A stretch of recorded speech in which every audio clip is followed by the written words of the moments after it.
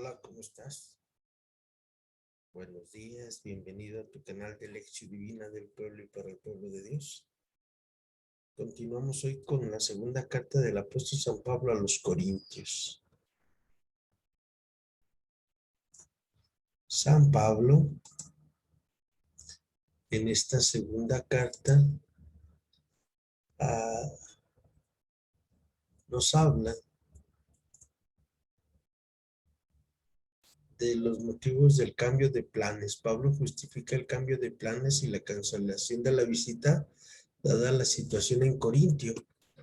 Habría tenido que presentarse y actuar con gran severidad, causando profunda tristeza y provocando quizás un clima de tensión excesiva, cuando lo que hacía falta era gozo compartido. Por eso Pablo ha preferido afligir por carta, sanar a distancia. Al apóstol le costó mucho escribir esa carta severa de gran dureza, angustias, ansiedad, lágrimas, porque ama a los corintios. Se trata con toda probabilidad de la que se conservan fragmentos en los capítulos 10 al 13. No olvidemos que el apóstol escribió varias cartas a la comunidad de Corintio, de las que solo sabemos por los fragmentos que el recopilador intercaló en la presente segunda carta a los Corintios. La próxima visita será serena y gozosa, dice San Pablo. El gozo tiene que ser el sentimiento compartido. El apóstol refleja esta situación en su forma de expresarse. La palabra afligir, aflicción se repite 8 veces en contraste siempre con el consuelo. Estos problemas concretos con los corintios les ofrecen a Pablo la oportunidad de ir señalando las características de todo su ministerio apostólico. Así que continuamos con la segunda carta de San Pablo a los Corintios. Buenos días, don Humberto, ¿cómo está? Buenos días. Buenos días. Buenos días, amigo, ¿cómo está? ¿Cómo le ha ido? Bueno, ahí voy. Qué bueno, don Humberto. Hoy vamos a continuar con la segunda carta de San Pablo a los Corintios. ¿Qué le parece? Bien. Ahorita comenzamos. ¿Sale, Sí, está bien, de acuerdo, gracias. Gracias.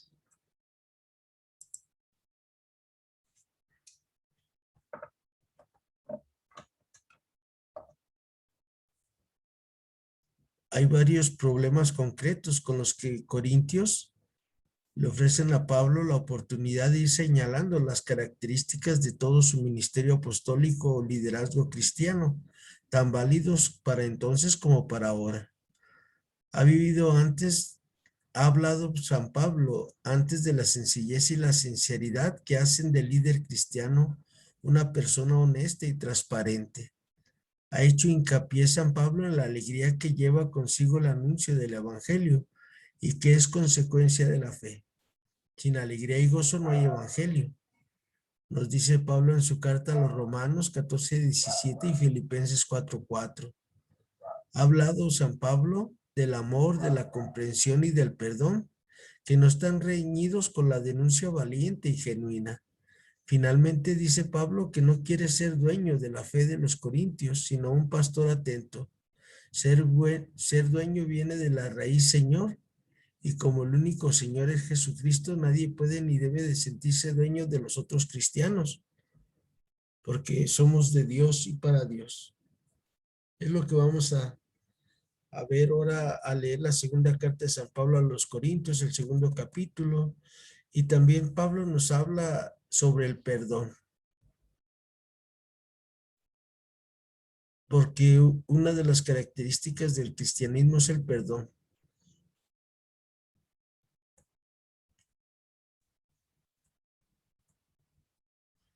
Y Pablo también les dice que en el segundo capítulo, que Pablo es prisionero del triunfo de Cristo. Y recuerden, el anuncio del evangelio es cuestión de vida o muerte.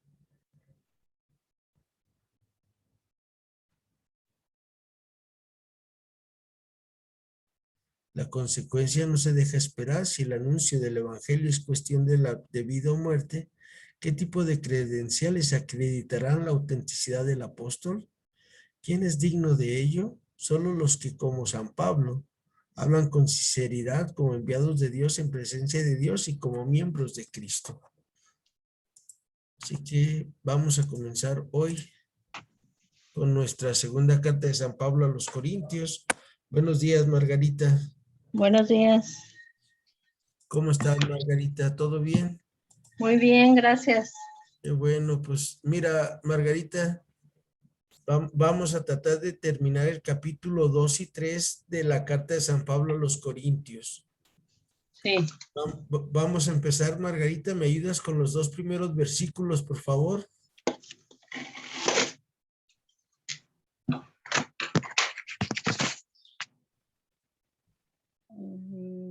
Porque esto es lo que me propuse. No haceros de nuevo una visita que fuera con tristeza. Porque si yo os proporciono disgusto, ¿quién me va a alegrar a mí sino el que recibe disgusto de mí? Mire, San Pablo está muy enojado con la comunidad de Corintio porque se dejan seducir por doctrinas engañosas. Pablo se dedicó año y medio a enseñarles bien el evangelio, lo que es el evangelio. Y recuerden que en el primer capítulo Pablo nos hablaba de que unos judeocristianos que querían judaizar a las personas fueron y hablan mal de Pablo. Y pues Pablo, como todo ser humano, está enojado. Y por eso prefieren no ir para causarles más tristeza a los corintios, sino que de lejos. Algo que nos enseña la carta de San Pablo es que no debemos de corregir enojados. También, también San Ignacio de Loyola en sus ejercicios nos invita a no tomar decisiones cuando estamos enojados, porque vamos a perjudicar a los demás. Y para Pablo, la comunidad de Corintios era su alegría, era ahora sí que su trofeo, por decirlo de una manera. Porque imagínense en Corintio, recuerden que en Corintio, pues la gente vivía muy dándole gusto al gusto, la vida pronto se acaba. Porque acuérdense que era un puerto y había un montón de prostitución sagrada que la llamaban en aquella época. Y la prostitución sagrada era que los hombres tenían relaciones con mujeres que se dedicaban a eso y que luego el bebé que tenían lo ofrecían a las divinidades y los quemaban a los niños. Y por eso San Pablo está muy contento porque la comunidad dejó de hacer eso. Pero viene ahora y se creen de otras doctrinas. Y San Pablo por eso nos dice en la carta a los Gálatas que si un ángel o lo que sea viene a enseñarnos un evangelio diferente al que Pablo enseña, sea maldito, sea anatema. Y acuérdense que también las cartas de San Pablo a los Corintios veíamos que son 4 o a lo mejor 5 y el recopilador tomó unos extractos de esas cartas que estaban por ahí y al último la armó. Acuérdense que todas las cosas como las tenemos en la Biblia no están así como las tenemos, se fueron formando poco a poco. Igual que los evangelios, ¿recuerdan cómo se armaron los evangelios?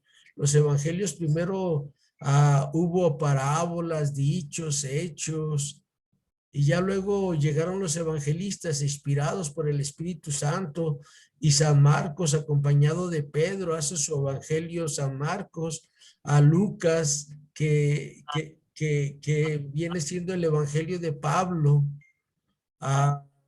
también lo recopila todo esto que había. A San Mateo también tiene sus fuentes, tiene su investigación, y San Juan también. Así que para tener la Biblia como la tenemos, fue un largo proceso. Y en el versículo del 3 al 11, Pablo ya nos empieza a hablar de esa carta anterior, que vamos a pedirle otra vez a Margarita que nos ayude el 3 y el 4, Margarita, por favor. Y te puedes continuar, Margarita, con la explicación que viene a continuación, por favor. Sí.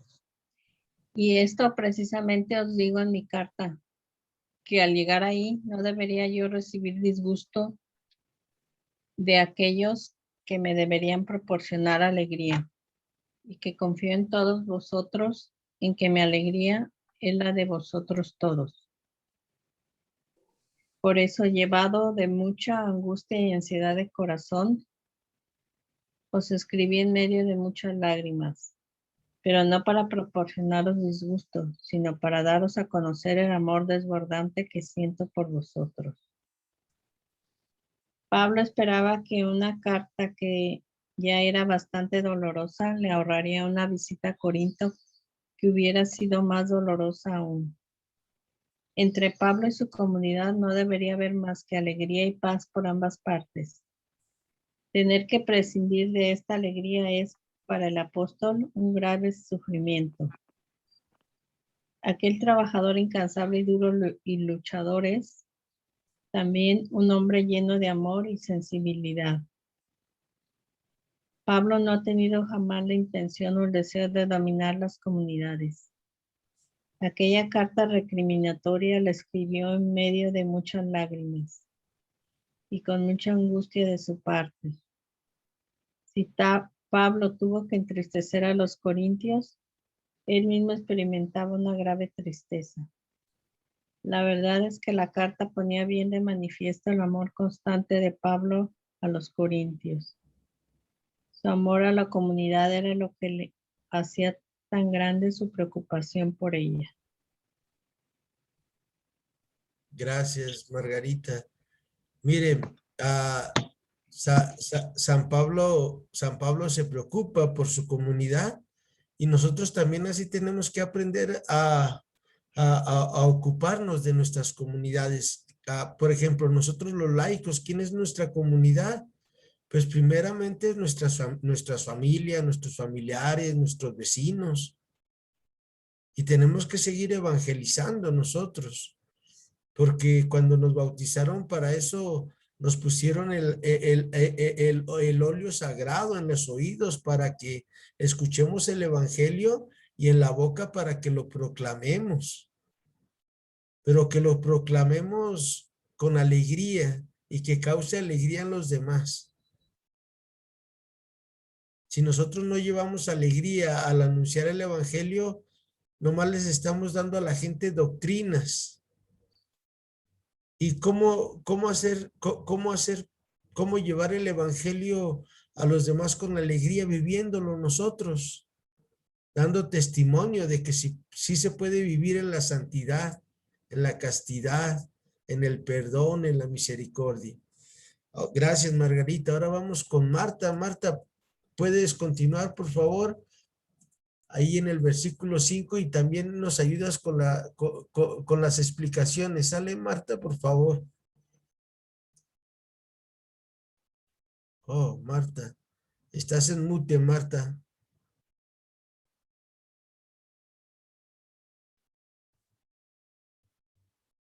Bueno, a lo mejor Marta ahorita nomás nos está escuchando, y si alguno ha causado un disgusto, no me lo ha causado a mí. Ya llegó Rebeca. Hola, Rebeca, buenos días. Hola, buenos días. Y No si me algún- aceptaba mi WhatsApp, pero aquí estaba. gracias, Rebeca. Ahorita tú nos ayudas, sale ya que pasemos estos 2 versículos. Y si alguno ha causado un disgusto, no me lo ha causado a mí, sino hasta cierto punto, por no exagerar, a todos ustedes. Acuérdense, cuando una comunidad se enoja con alguien, nos enojamos entre todos, porque Jesús dice, Padre, que todos sean uno, como tú y yo somos uno. Y San Pablo nos dice que en la primera carta nos decía que la mano no le puede decir al pie que no lo necesita. Tenemos que partir de ahí, que somos una comunidad y que debemos de vivir todos para uno y uno para todos. Ya es bastante para él el castigo que le ha impuesto la mayoría. ¿Cuál impuesto? Acuérdense que Jesús nos da en el Evangelio de San Mateo cómo debemos de corregir a los demás. Primero dice capítulo 18 de San Mateo que vayamos con esa persona que la está regando en la comunidad y le digamos en secreto, mira, la está regando en esto y en esto, que si esa persona no cambia, vayamos luego con 2 o 3 testigos para que conste que le estamos que la comunidad le está dando una oportunidad de corregirse, de recapacitar. Ya dice nuestro Señor, y si tampoco les hace caso, entonces expúlsenlo. Seguramente a estas personas que habían causado el problema, los habían expulsado de la comunidad. Y antes ser expulsado de una comunidad era que nadie te quería, era que no pertenecías a nadie. Ahora no, ahora ya nuestras sociedades ya no son comunitarias, nuestras sociedades somos individualistas. Si no me habla el vecino, que no me hable, que al cabo, pues yo tengo aquí mi televisión, mi internet, mi carro, ¿para qué los necesito? Pero estamos hablando de hace 2000 años que la pertenencia a algo era muy importante.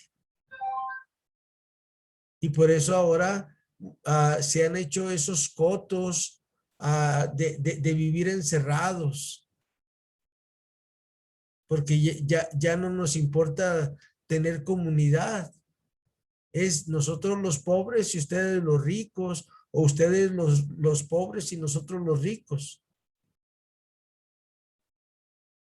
Siempre la persona que vive el evangelio debe de vivir en comunidad. Rebeca, ¿nos ayudas con el versículo 7, Rebeca? Y te puedes continuar con la explicación que nos da aquí el Padre que nos está guiando con su exégesis, por favor. Sí, cómo no. De suerte que, por el contrario, más bien tenéis que perdonarlo y animarlo. No sea que ese tal se sienta abrumado por la excesiva tristeza. Por eso os ruego que lo ratifiquéis enteramente vuestro amor. Ok, sigue. La condenación y el castigo han conseguido finalidad, que es provocar el arrepentimiento y la conversión del culpable. Su amor y su preocupación pastoral empujan ahora a Pablo a otras medidas. Exhorta a que se ceda paso al amor y a la reconciliación que estimule y consuela. El pecador no debe caer en su tristeza excesiva. Pablo sabe que un hombre puede sucumbir ante una tristeza abrumadora. El objetivo de la disciplina de la Iglesia no es la expulsión definitiva de la asamblea, sino el perdón de la culpa y el restablecimiento de la comunión, en la que debe ser nuevamente recibido el culpable. Nada más recuerdan que en la primera carta de San Pablo a los Corintios nos decía que el amor es paciente, que el amor es servicial, que el amor no es arrogante. Y todas las comunidades cristianas debemos de vivir en el amor. Sí, hay que corregirnos entre nosotros, pero con mucho amor y con mucha caridad. Acuérdense que mi papá jugábamos nosotros a veces baraja y decía, como veo doy, cuando él estaba compartiendo sus cartas, cuando él repartía las cartas, él nos decía, como veo doy, y como jugábamos a póker, cerrado y abierto, pues si teníamos cerrado, pues nos daba la carta abierta. Y les digo esto porque a las personas que no entienden, a veces hay que tratarlas durito para que rectifiquen su camino, pero siempre con el amor, que es la esencia del cristianismo. Amarnos unos a los otros como Cristo nos ha amado. Y recibir el perdón como nosotros lo recibimos cuando vamos al confesionario. ¿Puedes continuar, Rebeca, por favor? El 9. Oh, te quedaste en mute, Rebeca. El micrófono, ya. Y gracias. Pues para eso también os escribí, para hacer la prueba de que sois obediente en todo, a aquel a quien ratifiquéis enteramente vuestro amor. Acuérdense, de vuelta, fíjense, lo ratifiquen enteramente en el amor de la comunidad. ¿Quiénes son los que necesitan más el amor? Las personas que se equivocan, las personas que se sienten incomprendidas. ¿Se acuerdan lo que hizo Jesús con Judas el Iscariote cuando lo entrega? Cuando le da el beso en la mejilla a Judas y le dice Jesús, amigo, con un beso entregas al Hijo del Hombre. Fíjense la distinción que le da Jesús, amigo. Porque a veces cuando andamos desorientados, por esa desorientación causamos daño a los demás. Y lo que necesitan esas personitas es el amor, porque el amor lo cura todo, el amor lo perdona todo, como les hacía mención del capítulo 13 de la primera carta de San Pablo a los Corintios. Luego también en el versículo 10, la segunda parte dice, pues lo que yo he perdonado, si algo tuve que perdonar, ha sido en atención a ustedes en presencia de Cristo. Siempre acuérdense que debemos ir viviendo nuestra vida todo por tu amor, Señor Jesús, todo por tu amor. Ok, me la hizo, pero no me la va a pagar, lo perdono. Y en nuestras comunidades cristianas, a veces las personas quedan con rencores porque no tienen ese momento de perdonarse los unos a los otros. Algo muy importante en toda comunidad cristiana es un momento de perdón, de pararnos en la comunidad y decirles, pues mira Rebeca, mira don Humberto, mira Margarita, si en algo los he ofendido aquí públicamente les pido perdón. Si en algo les he fallado les pido perdón. Y es lo que hacían las comunidades cristianas. Se pedían perdón entre todos. Y ya iban y se daban el saludo de la paz. Pero no como la paz del mundo. La paz del mundo es sometiendo al otro. Así es como el mundo ofrece la paz, sometiendo a los otros, y Jesús no. Por eso hoy en el Evangelio Jesús nos dice, les dejo mi paz, pero no se las dejo como la deja el mundo. Sino la paz que Jesús nos deja es a través de su perdón y a través de su misericordia. Y una de las cosas del cristiano es eso, perdonar. ¿Por qué? Porque acuérdense que las demás personas a veces nos dañan como el Chavo del 8, sin querer queriendo. Gracias, Rebeca. Para no vernos engañados por Satán, pues no ignoramos sus designios. Acuérdense que Satanás anda como león rugiente viendo a quién se devora. Y lo que quiere devorar es a la comunidad cristiana, porque somos los testigos de Cristo. Pero si nosotros no vivimos a nuestro cristianismo como es Cristo, pues nuestras comunidades se van a seguir acabando, se van a seguir derrumbando, como es lo que está pasando en nuestra Santa Madre Iglesia. Ustedes vean cada día a menor testimonio, menor unidad. Aunque ustedes no lo crean, si ustedes vayan a sus comunidades y vean cómo va disminuyendo la afluencia a la Eucaristía. ¿Cuántos años tenemos que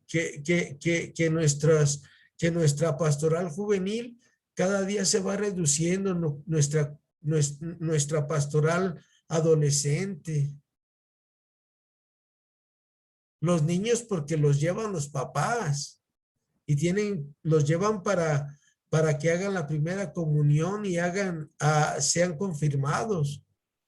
Pero los llevan, por ellos se quedarían en su casa jugando con sus aparatos.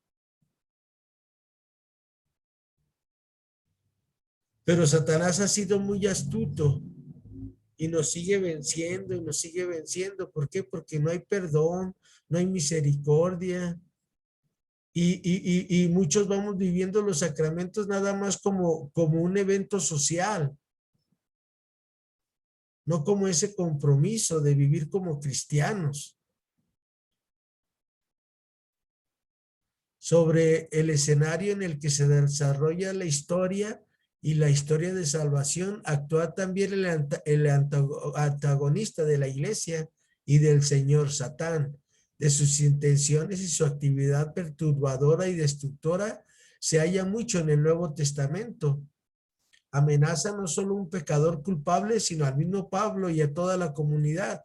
Si dejara de haber amor en la iglesia, esto permitiría a Satán introducirse subrepticiamente. Él es el enemigo del amor y de la paz. Procura introducir la turbación y el odio. En el tiempo de espera de la iglesia, él es el enemigo siempre al acecho. Sean sobrios y velad, vuestro enemigo el diablo, como león rugiente, ronda buscando a quien devorar.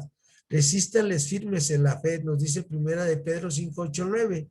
Solo al final de los tiempos, en la venida del Señor, será aniquilado el enemigo.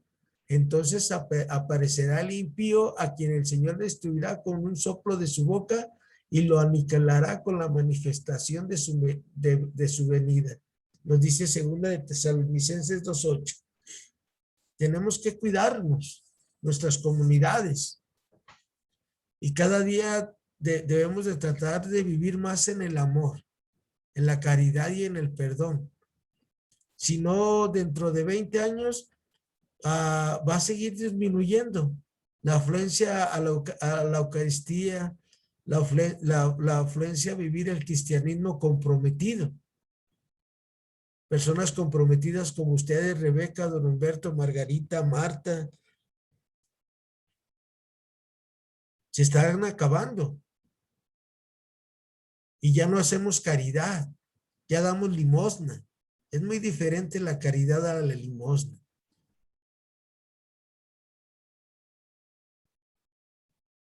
Y por eso cada día menos personas van a la Eucaristía. Y se está haciendo como un club como un club así que solamente unas cuantas personas pueden entrar. Y la iglesia debería de estar llena de todas las personas necesitadas. ¿Para qué? Para que entre todos los ayudáramos. Así eran las primeras comunidades cristianas, la comunidad de San Pablo. Y ya vimos también en la comunidad de San Pablo, en su primera carta, cómo empezó a haber esta diferencia entre ricos y pobres, entre intelectuales y personas del pueblo sin preparación. Se empezaban a dividir, cada quien lo suyo. Y es lo que hace Satanás en nuestra iglesia y lo sigue haciendo. Porque pensamos que ser cristianos es una forma de estatus, que nos da nombre, que nos da, no. Ser cristiano es servir al otro y ayudar al otro. Y es la invitación de Pablo, que nos cuidemos del enemigo, y también Jesús nuestro Señor, que ya Él lo venció en la cruz. Por eso le dice a sus apóstoles en el capítulo 10 del Evangelio de San Lucas: vi a Satanás caer como un rayo. Y Jesús lo vence. ¿Cómo lo vence? Lo vence en la cruz. Y ahí lo tiene amarrado, nomás que los creyentes del Señor Jesús nos seguimos arrimando, porque nos dice, hazte para acá, y ahí vamos. Y en cuanto tiene cerca, te da una mordida. Y a veces son heridas mortales que ya no se recupera las personas, la comunidad.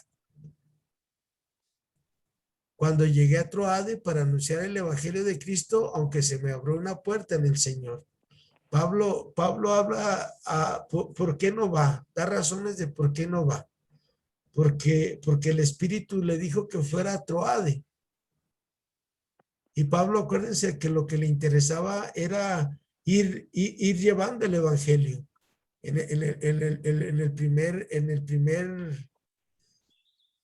En su primera carta nos decía San Pablo en el capítulo 9, ay de mí si no evangelizo. En el versículo 13 de esta segunda carta, Pablo dice, no tuve sosiego para mi espíritu por no haber encontrado a Tito, mi hermano, y entonces despidiéndome de ellos, salí para Macedonia. Después de Troade se va a Macedonia, porque acuérdense que vimos que Pablo tiene una visión, un sueño, y que un macedonio le dice, evangelízanos. Y Pablo se va a evangelizar, aunque se quedaba con el pendiente de Tito, que no llegaba con las noticias, porque Tito fue el que llevó la carta a los Corintios. Pablo sigue avanzando. Y es ir formando comunidades, y comunidades es el trabajo de San Pablo. Margarita, ¿nos ayudas, por favor? Versículo 14. Y te continúas con la explicación, Margarita, por favor. Sí. Pero gracias sean dadas a Dios, que en Cristo nos lleva siempre en su triunfo y que por medio de nosotros manifiesta la fragancia de su conocimiento por todas partes.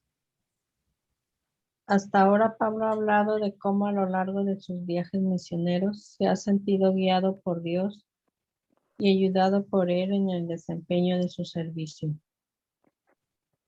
Pero podría hablar también de la angustia y el peso, de la preocupación y la tristeza que tuvo que soportar. Con todo cuanto lo recuerda, sube del corazón a los labios del apóstol la alabanza divina. Gracias sean dadas a Dios. La misión es la marcha triunfal de Cristo en el mundo, y en ella está incluido el apóstol. En la marcha triunfal marchan juntos en pos del caudillo, tanto los adversarios vencidos como los vencedores. Ambas cosas tienen un sentido posible, referidas a Pablo.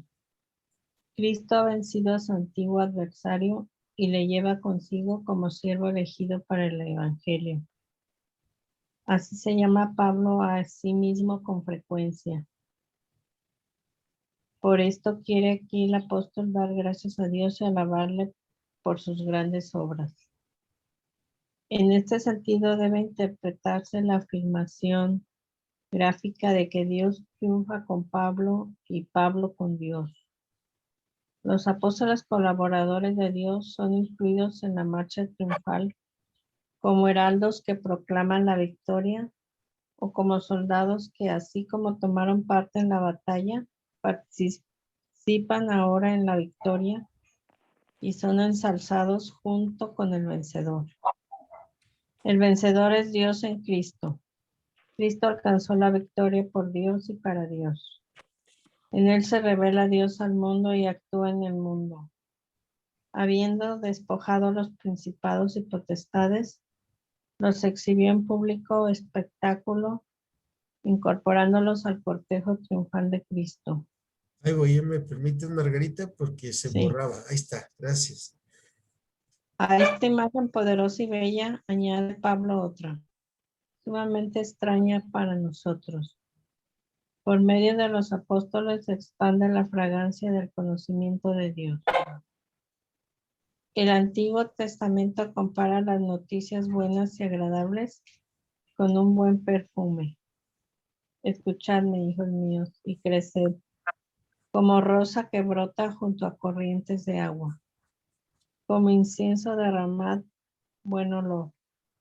Abríos en flor como el lirio, exhalad perfume. Cantad un cantar, bendecid al Señor por todas sus obras.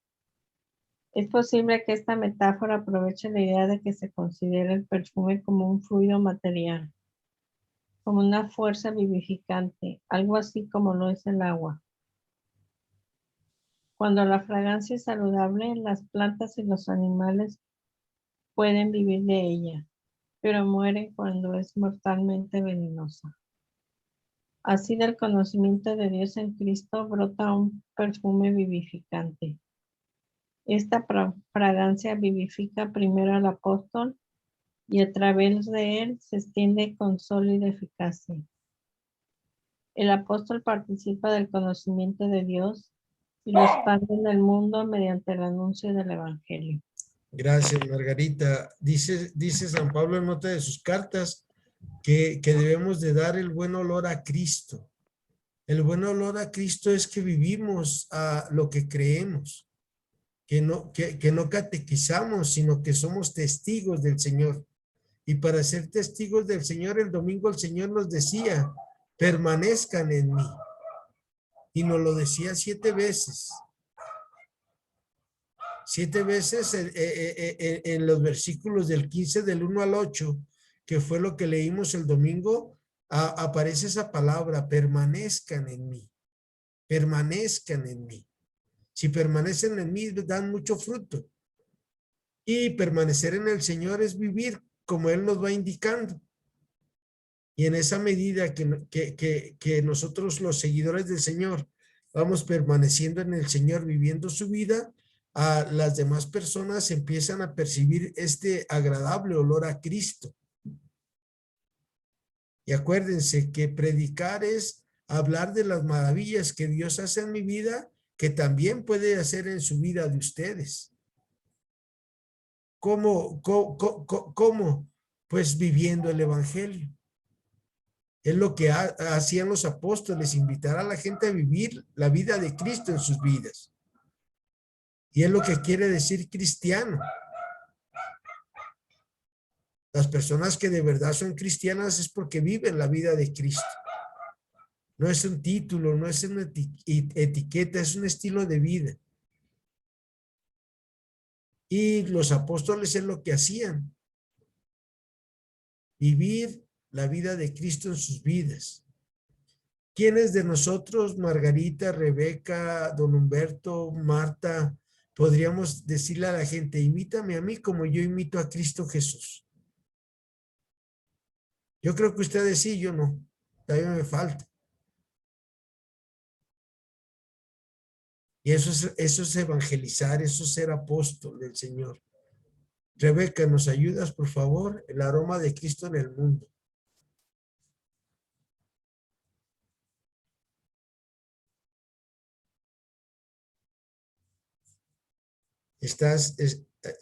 Tienes tu micrófono apagado, Rebeca, por favor. Está ocupado. Perdón, ya. Gracias. Porque aroma de Cristo somos para Dios, tanto en lo que se salvan como en lo que se pierden. En esto fragancia que llevan de muerte a muerte, en aquello fragancia que lleva de vida a vida. Cuando se quema un perfume, el ambiente lo percibe, lo acepta o lo rechaza. Tampoco el evangelio puede permanecer oculto en el mundo cuando el apóstol derrama su mensaje como aroma de Cristo en el mundo. Los efectos que produce son enteramente opuestos. Los hombres deciden entre la muerte y la vida y se difieren entre sí por su postura frente al Evangelio. Aquellos que oyen y aceptan el Evangelio les redunda en vida. Para aquellos que lo rechazan es condenación y muerte. El mundo se diferencia en su postura ante la palabra y la gracia salvífica de Dios. La palabra de la cruz es una necesidad para los que están en vías de perdición, mas para los que están en vías de salvación, para nosotros es poder de Dios. Cuando el apóstol manifiesta la palabra de Dios al mundo que se ve empujando hacia una decisión, esta decisión se toma de acuerdo con la libre elección de los hombres. Pero en esta decisión tiene ya lugar también una diferenciación causada por Dios. Los unos se salvan, los otros se pierden. Tiene misericordia de quien quiere y endurece a quien quiere. Pero, en todo caso, es clara la afirmación de Pablo y la del Nuevo Testamento, de que nunca cae la decisión eterna de Dios sobre un hombre sin que este hombre se haya también decidido por su parte. Gracias, Rebeca. Acuérdense que son muchos los llamados y pocos los escogidos. ¿En qué radica esto? En que el hombre dice, si le hago a Cristo o no le hago caso a Cristo. Es nuestra libre elección, es nuestro libre albedrío. Dios quiere que todos los hombres se salven y lleguen al conocimiento de la verdad, pero Dios no impone, Dios expone, y esa es nuestra libertad. Aceptar el mensaje de Cristo y vivirlo, o no aceptarlo y rechazarlo. Y por eso dice nuestro Señor que Él no viene a condenar al mundo, sino para que el mundo se salve por Él. Pero ya tenemos quien nos condene. Nos condena cuando no le hacemos caso a Cristo, que nos dice, sé misericordioso, no juzgas, trata bien a todo mundo, siempre perdona. Y por eso dice nuestro Señor que muchos son los llamados y pocos son los elegidos.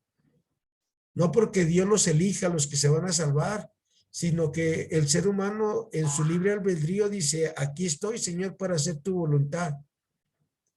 Y Pablo hace una pregunta, y para esto, ¿quién está capacitado?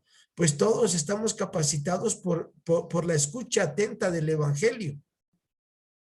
Si nosotros escuchamos con atención la palabra del Señor, estamos capacitados. ¿Para qué? Para vivir el Evangelio.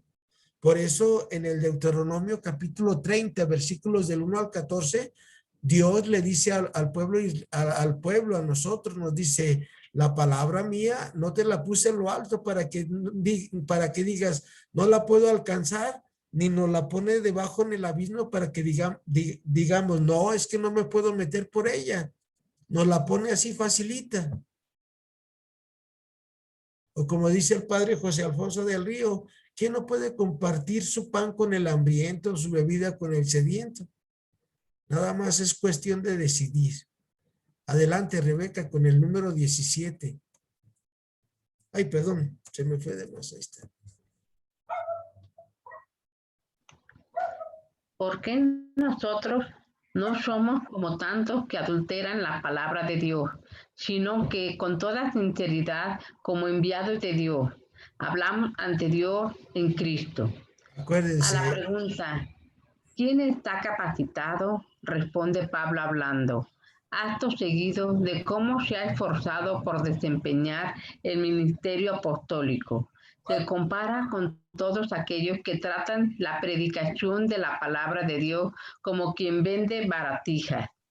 Pablo se diferencia de los falsos misioneros que son codiciosos propagandistas de su mensaje.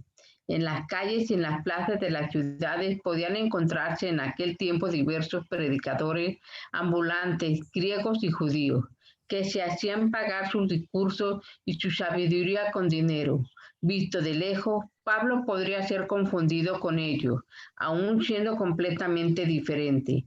Con todo, es indudable que Pablo, más que esto, salude a ciertos predicadores cristianos, de los que quiere diferenciarse. Con mucha frecuencia tiene que contraponerse a ellos en sus cartas. También los adversarios combatidos en los capítulos 10, 13 pertenecen a este grupo. Pablo objeta a estos falsos predicadores dos cosas fundamentales. Primero, que venden las palabras de Dios cuando se procuran ganancias con ellas o buscan dinero, poder o estimación. Causa vergüenza comprobar que ya en el Nuevo Testamento se haya hecho preciso amonestar a los ancianos, sacerdotes, a que apacientan la grey no por sólida ganancia, sino por generosidad, para salir al paso de la acusación de que pretendían enriquecerse con el Evangelio. Pablo no quiso ser mantenido por la comunidad, aunque sabía muy bien que como misionero tenía derecho a ello. Se ganaba el sustento trabajando con sus propias manos en la fabricación de tiendas. Así, pues decir, nunca procedimos con pretexto de codicia. La segunda acusación que Pablo hace a los falsos misioneros es que adulteran el Evangelio, como los comerciantes sin escrúpulos que engañan con mercancías falsificadas y de baja calidad. En oposición a este falseamiento, el ministerio apostólico, tal como Pablo y los verdaderos misioneros lo ejercen, está caracterizado por 4 notas que Pablo enumera con palabras breves y concisas, con sinceridad, como enviado de Dios ante Dios en Cristo. Pablo puede afirmar que de sí mismo que habla con sinceridad, es decir, sin disimulo, sin fraudulencia, sin egoísmo, como enviado de Dios, es decir, que ejecuta las palabras de Dios de acuerdo con el encargo divino, ante Dios, con la conciencia y la responsabilidad de estar ante el juicio de Dios, que prueba y confirma en Cristo, es decir, en comunión con Cristo. Gracias, Rebeca. Pues ahí está el segundo capítulo. Pablo sigue amonestando, Pablo sigue invitando a que vivamos el Evangelio. Un predicador que no nos exige vivir el Evangelio, busca algo que no es que nosotros seamos cristianos, sino que quiere alimentarse de nosotros. ¿Ustedes por qué creen que son pocas personas las que tenemos en nuestras clases? Porque el lenguaje que yo les doy es el lenguaje de Cristo, es una exigencia total a vivir el Evangelio de Cristo.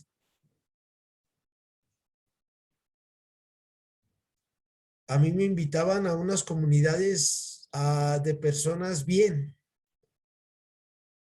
a llevar el Evangelio, pero cuando les empecé a hablar del compartir y eso, me dejaron de invitar. Y yo estuve tentado a decir, no, pues mejor aquí me quedo. Pero no. Maestro, perdón que lo interrumpa, ¿qué quiso decir con personas bien? Personas bien, ¿En qué aspecto bien? personas bien, personas ricas, personas que son de la alta sociedad, esposas de empresarios. De primero sí, me decía las primeras veces muy contentas, pero ya cuando les empecé a formar en el Evangelio, las mismas personas que me invitaban me decían, no les digas tan duro porque ya no van a venir. Pero yo les decía, pues es que es el Evangelio. Hasta que me dijeron, pues muchas gracias por participar. Aquí no cabe tu predicación. Aunque no me dijeron así, ¿verdad? Pero al buen entendedor, pocas palabras. Y necesitamos llevar el Evangelio. El Evangelio de Cristo es una exigencia para cada uno de nosotros.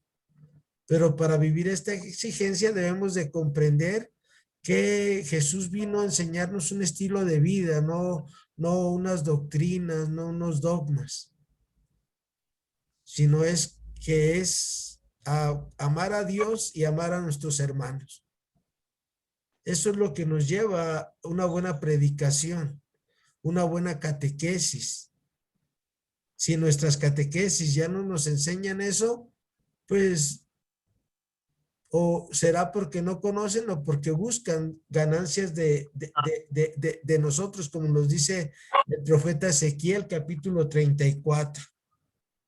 ¿Cuáles son los buenos pastores y cuáles son los malos pastores? ¿Qué es lo que nos acaba de hablar Pablo en este segundo capítulo de los últimos versículos de la carta a los Corintios?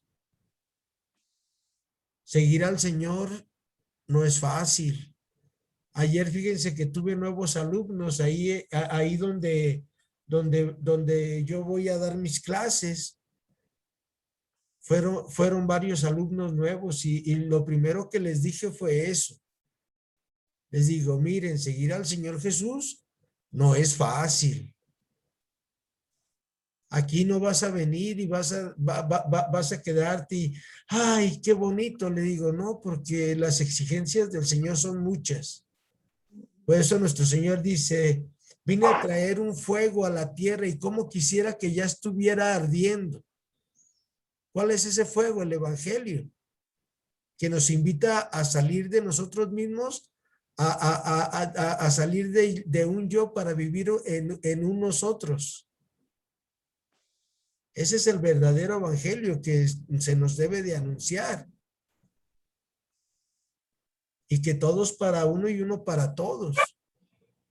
Y San Pablo esto lo tenía muy claro. Mañana, si Dios quiere, continuamos con el capítulo 3 de la carta de San Pablo a los Corintios. Ayer me conecté a las 8:13, volvió a llegar la luz aquí y estaba Margarita, pero en ese momento Margarita iba cortando que estaba esperando, ¿verdad, Margarita? Ayer te estuviste como esa hora, 10:12, 10:13, y le hablé Margarita, pero como que ya le había apachurrado el que ya se iba, dije, bueno, ya había salido. Sí, ya nos tocaba descansar, ni modo. Pero fue por eso, porque aquí cerquita, no sé qué pasa, en la glorieta del Periférico y Saltillo, como que hace un corto seguido y se va la luz de aquí de casa y como a los 20, media hora, como que vienen y le arreglan. Pero si Dios quiere, mañana nos vemos, primeramente Dios, y al rato continuamos con lo del examen de conciencia. Que Dios las bendiga, que pasen un buen día y continuamos mañana, primeramente Dios. Muchas gracias. Gracias, Margarita, gracias, Marta, don Humberto y Rebeca. Hasta luego. Gracias, hasta luego. Hasta luego, buen día. Hasta la tarde, maestro. Bye. Bye, gracias, Marta.